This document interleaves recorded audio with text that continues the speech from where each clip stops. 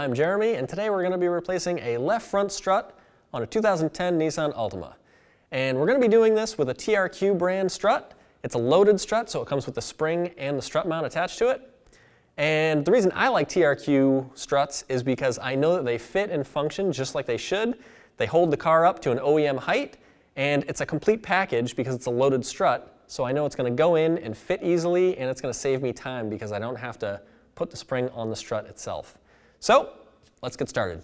So the first thing we're going to do is loosen the lug nuts while the car is on the ground, because it's nice and easy to do so. Once you get it off the ground, you can't crack the lug nuts loose very easily. So we're going to put the 21mm on there and go around and get each one loose. All right, we've raised the vehicle up and we've taken all the lug nuts off. I'm going to take the last one off here. And at this point, we can take the hubcap off and then take the wheel off. So we're going to start by pulling the brake hose away from the strut itself. And we do that by removing this clip. Like that. Once you do that, you can pop the hose right out. Next, we'll disconnect the ABS sensor from the strut, like that. Right here, you have your sway bar link, and it connects to your strut. So we need to remove this nut to remove the sway bar link, and then it will no longer be connected to the strut. On the back side of this one is a 19mm hex that hooks on like that, and that holds the center part of this in place so you can remove the nut. Sometimes they don't have a hex on the back, so you'll need to grab it with some pliers or some vice grips, something along those lines. But in our case, we're going to go like that, and we're actually going to take it off with an air gun, but you could easily just use a socket, 18mm socket with a ratchet. It's just a little faster to use an air gun.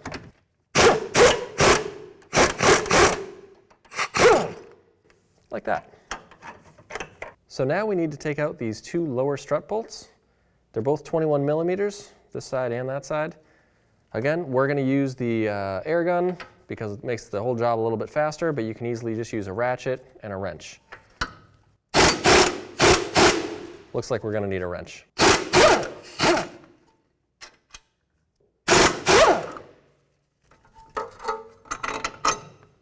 All right, we've just opened the hood on the Nissan, and now we're going to pull these three bolts out. These are the upper strut mounts, and these ones happen to be 13mm. It's possible that yours are 13 or 14. They're going to be somewhere in that range. All right, so we're back here in the wheel well, and I've got 2 out of 3 of the bolts from the top removed.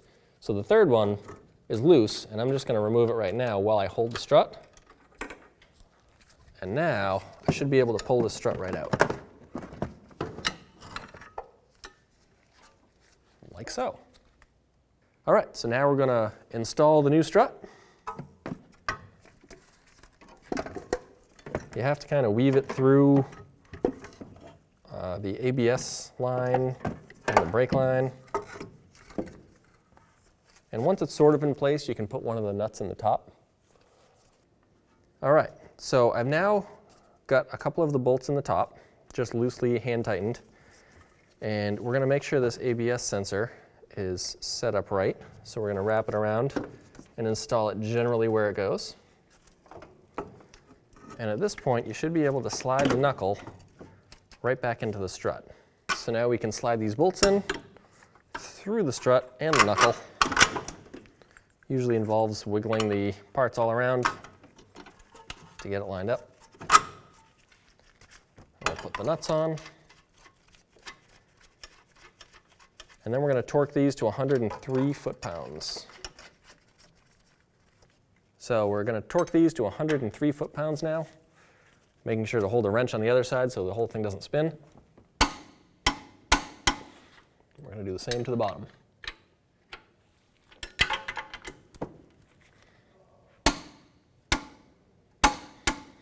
So now we're going to tuck the brake hose into the strut bracket. And we're going to put this C-clip back on there. You can usually just tap these in with a hammer, or really anything you have. So now we're going to put the sway bar link back in the strut hole, and we'll put this 18mm nut on there. And then what you'll want to do, if there is a hex head on the back of the link, you can put your wrench on the back to hold it in place, and then you can tighten this up with a ratchet or an impact gun if you happen to have one.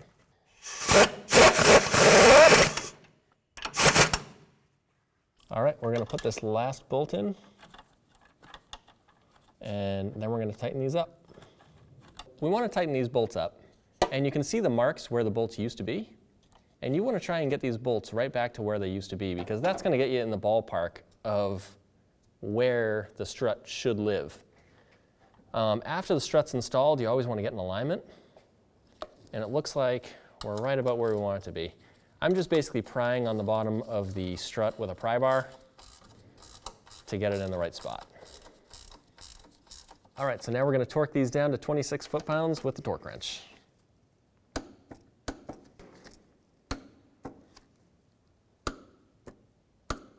All right, so now we're ready to throw the wheel back on.